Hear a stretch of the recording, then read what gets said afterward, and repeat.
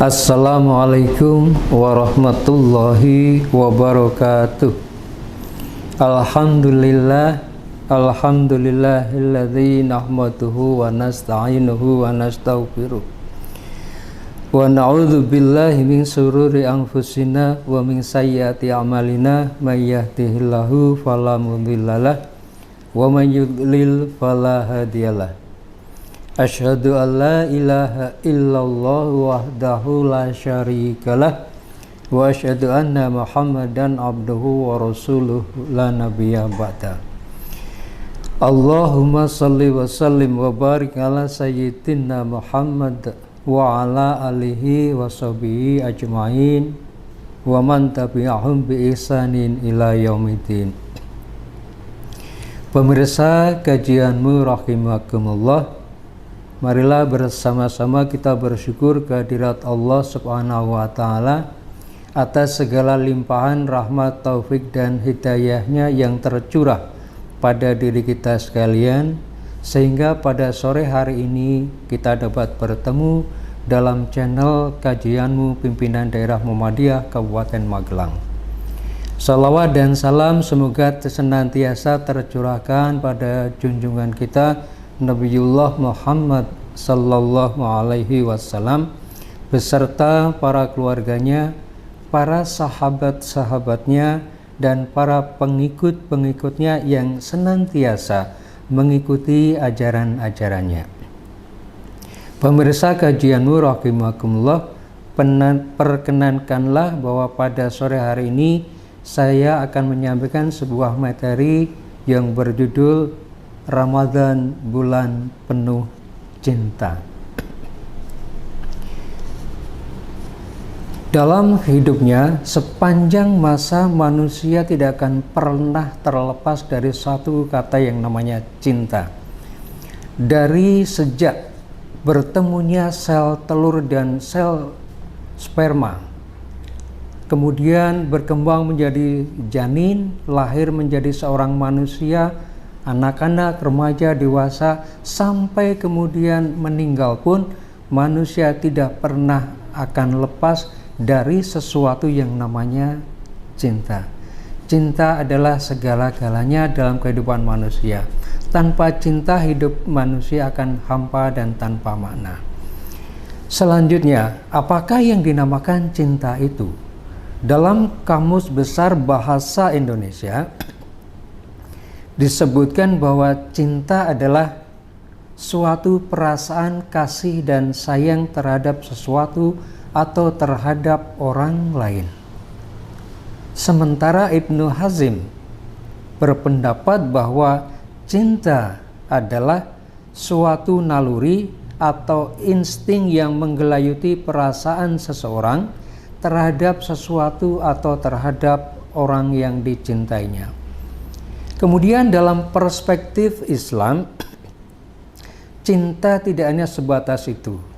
Cinta adalah limpahan kasih sayang Allah kepada seluruh makhluknya agar tercipta sebuah kehidupan yang harmonis, damai, dan sejahtera. Karena cinta merupakan kasih sayang Allah kepada makhluknya, maka sudah barang tentu bahwa cinta tertinggi manusia seharusnya kita berikan kepada Sang Khalik, kepada Allah Subhanahu wa Ta'ala, dan Allah lah pemilik cinta. Hadirin pemirsa kajianmu rahimakumullah, banyak orang yang mampu menggapai sukses, mampu menggapai kemuliaan hidup karena cinta. Namun tidak sedikit juga manusia yang hidupnya terpuruk, hidupnya terhina menjadi tingkat yang serendah-rendahnya hanya karena salah dalam menafsirkan dan mengaplikasikan cinta. Hadirin pemirsa kajianmu rahimakumullah, beberapa ayat Al-Quran yang membahas tentang cinta antara lain termaktub dalam surat Al-Imran ayat 14. A'udzu billahi minasyaitonir rajim. Zuyyina lin-nasi hubbus sahawati minan nisa wal banin wal qanatiril muqantarati minal zahabi wal fiddah wal khailil musawwatamil wal an'am wal harth dzalika mata'ul hayatid dunya wallahu indahu husnul ma'ab. Dan dijadikan terasa indah dalam pandangan manusia cinta terhadap apa yang diinginkan berupa perempuan-perempuan, anak-anak, harta benda yang bertumbuk dalam bentuk emas dan perak, kuda-kuda pilihan, hewan ternak dan sawah ladang. Itulah kesenangan hidup di dunia, dan di sisi Allah lah tempat kembali yang baik. Quran Surat Al-Imran ayat 14. Dalam Quran Surat Al-Baqarah ayat 165, Allah berfirman, A'udzu billahi minasyaitonir rajim. Wa minan nasi man yattakhidhu min dunillahi andada yuhibbunahum ka hubbillah walladzina amanu asaddu hubban lillah walau yaral ladzina zalamu idza yarawna al'adzab annal quwwata lillahi jami'a annallaha sadidul azab. Dan di antara manusia ada yang menyembah Tuhan selain Allah sebagai tandingan yang mereka cintai seperti mereka mencintai Allah. Adapun orang-orang yang beriman sangat besar cintanya kepada Allah. Sekiranya orang-orang yang berbuat zalim itu melihat ketika mereka melihat azab pada hari kiamat bahwa kekuatan itu semuanya milik Allah dan bahwa Allah lah sangat berat azabnya, niscaya mereka akan menyesal. Pemirsa kajianmu rahimakumullah, di luar itu ada satu ayat pesan-pesan cinta dalam Al-Quran yang ini sebagai peringatan kita agar cinta yang sudah tercurahkan pada diri kita tidak salah arah, tidak salah dalam menerapkannya. Maka Allah berpesan dalam termaktub dalam Quran Surat At-Taubah ayat 24. A'udzu billahi minasyaitonir rajim. Qul in kana aba'ukum wa abna'ukum wa ihwanukum wa azwajukum wa asiratukum wa amwalun iktaraftumuha wa tijaratun tahsawna kasadaha wa masakinu tardawnaha ahabba ilaikum minallahi wa rasulihi wa jihadin fi sabilihi fatarabbasu hatta ya'tiyallahu bi amri wallahu la yahdil qaumal fasikin. Katakanlah, jika bapak-bapakmu, anak-anakmu, saudara-saudaramu, istri-istrimu, keluargamu, dan harta kekayaan yang kamu usahakan, serta perdagangan yang kamu khawatirkan akan merugi, dan rumah-rumah tempat tinggal yang kamu sukai, itu semua lebih kamu cintai daripada Allah dan Rasul-Nya, serta berjihad di jalannya, maka tunggulah sampai Allah memberikan keputusannya. Dan Allah tidak memberi petunjuk kepada orang-orang yang fasik. Pemirsa kajianmu rahimakumullah, cinta Allah kepada hambanya, kepada kita umat Islam khususnya yang beriman, akan tercurahkan secara lebih baik, lebih banyak dibandingkan yang Allah curahkan di luar bulan Ramadan. Limpahan cinta Allah pada bulan Ramadan antara lain, yang pertama, dikabulkannya doa-doa orang yang berpuasa. Sebagai manusia yang memiliki rasa cinta kepada anak misalnya, ketika anak kita menuntut meminta sesuatu, maka dengan segala cara, dengan segala penuh usaha, kita akan selalu berusaha untuk memenuhinya. Demikian juga dengan Allah, karena rasa cintanya Allah kepada kita umat-umat Islam yang beriman, maka Allah membuka dikabulkannya doa-doa orang yang berpuasa.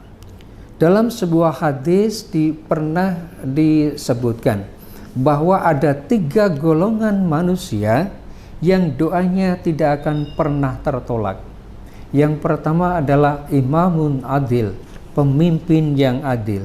Yang kedua, doanya orang-orang yang berpuasa. Dan yang ketiga adalah doanya orang-orang yang terzalimi. Yang kedua, limpahan cinta Allah di bulan Ramadan adalah diampuninya dosa-dosa di masa lalu. Dalam sebuah hadis yang sangat familiar, seringkali kita dengar bahwa Rasulullah Shallallahu Alaihi Wasallam bersabda, "Man sauma Ramadhana imanan wa ihtisaban, ghufira lahu ma taqaddama min dambi." Barang siapa yang berpuasa di bulan Ramadan dengan penuh iman dan berharap pahala, maka dosanya yang telah lalu akan diampuni. Hadis riwayat Al-Bukhari. Pemirsa kajianmu rahimakumullah, yang ketiga, limpahan cinta Allah kepada hambanya yang beriman adalah dilipat gandakan pahala bagi orang-orang yang berpuasa. Dalam sebuah hadis disebutkan bahwa setiap amalan kebaikan yang dilakukan oleh manusia akan dilipat gandakan dengan 10 kebaikan yang semisal hingga 700 kali lipat. Allah Ta'ala berfirman, kecuali amalan puasa. Amalan puasa tersebut adalah untukku, kata Allah. Dan aku, Allah sendiri yang akan membalasnya. Disebabkan dia telah meninggalkan syahwat dan makanan karenaku. Bagi orang-orang yang berpuasa akan mendapatkan 2 kebahagiaan, yaitu kebahagiaan ketika dia berbuka dan kebahagiaan ketika ia berjumpa dengan Robnya. Sungguh bau mulut orang-orang yang berpuasa lebih harum di sisi Allah daripada bau minyak kasturi. Yang keempat, limpahan cinta Allah dalam bulan Ramadan adalah diberikannya malam Lailatul Qadar. Sebagaimana kita ketahui bahwa malam Lailatul Qadar adalah satu malam yang lebih baik, lebih mulia dibandingkan dengan 1000 bulan. Inna anzalnahu fi Lailatul Qadar. Wa ma adraka ma Lailatul Qadar. Lailatul Qadri khairum min alfi syahr. Sesungguhnya kami telah turunkan Alkitab Quran pada malam kemuliaan. Dan tahukah kamu apakah malam kemuliaan itu? Adalah malam kemuliaan itu lebih baik dari 1000 bulan. Dalam hitungan secara matematis, 1000 bulan itu hampir sama dengan rentang waktu 83 tahun. Demikian besarnya cinta Allah kepada kita hambanya yang beriman yang menjalankan puasa. Oleh karenanya, adakah di antara kita yang kemudian berdiam diri membiarkan cinta Allah yang Allah hadirkan di bulan Ramadan ini? Tentu saja tidak. Marilah kita sambut cinta Allah itu dengan sepenuh cinta yang kita miliki. Seorang dosen dari UIN Yogyakarta pernah mengatakan, bagaimana cara kita membalas cinta Allah di bulan Ramadan? Yang pertama adalah dengan cara kita selalu meningkatkan ilmu, iman, dan amal soleh. Ilmu yang kita miliki marilah senantiasa kita tambah dengan menghadirkan buku-buku, kita baca buku, kita hadir dalam majelis-majelis ilmu, ataupun dengan mengikuti kajian-kajian seperti yang kita ikuti dalam sore hari ini di kajianmu pimpinan daerah Muhammadiyah Magelang. Kemudian kita tingkatkan kualitas iman dan ibadah kita. Rangkaian ibadah Ramadan dari pelaksanaan puasa itu sendiri, kemudian sholat tarawih, tadarus, mengikuti kajian, kemudian kita keluarkan sedekah dan iktikaf, dan nanti kita tutup dengan zakat fitri. Marilah semuanya kita laksanakan dengan penuh cinta. Waktu yang tersisa di bulan Ramadan tahun ini, marilah kita gunakan dengan sebaik-baiknya. Kita gunakan dengan sepenuh cinta, dengan harapan kita akan mendapatkan balasan dari cinta Allah Subhanahu wa taala.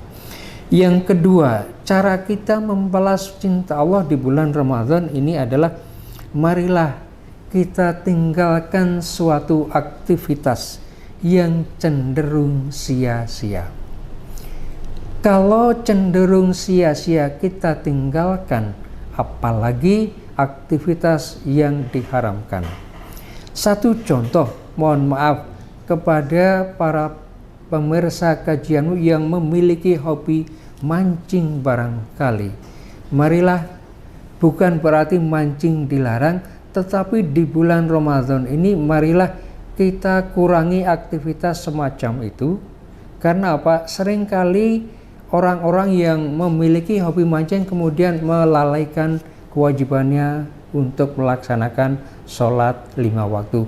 Paling tidak sholat 5 waktunya akan terganggu. Atau juga kita tinggalkan kegiatan-kegiatan lain yang sia-sia seperti bermain catur, bermain merpati, atau kita bermedsos ria. Bermedsos ria boleh, tetapi marilah kita tinggalkan medsos-medsos yang hanya menghadirkan sebuah berita-berita yang tanpa makna. Hadirin pemirsa kajianmu rahimakumullah, yang ketiga, cara kita membalas cinta Allah di bulan Ramadan adalah teruslah berbuat baik dan jangan pernah berputus asa dengan berbuat baik. Berbuat baik ada 2 dimensi. Dimensi yang pertama adalah dimensi personal. Marilah perbuatan amal ibadah kita menjadi sebuah amalan andalan bagi kita masing-masing. Mungkin dengan tahajud kita, mungkin dengan sholat duha kita, mungkin dengan puasa sunnah kita, puasa Senin Kamis, atau bahkan mungkin puasa Daud.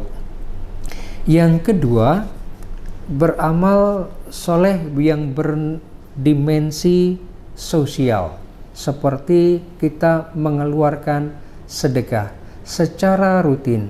Sedekah subuh pahalanya sangat luar biasa.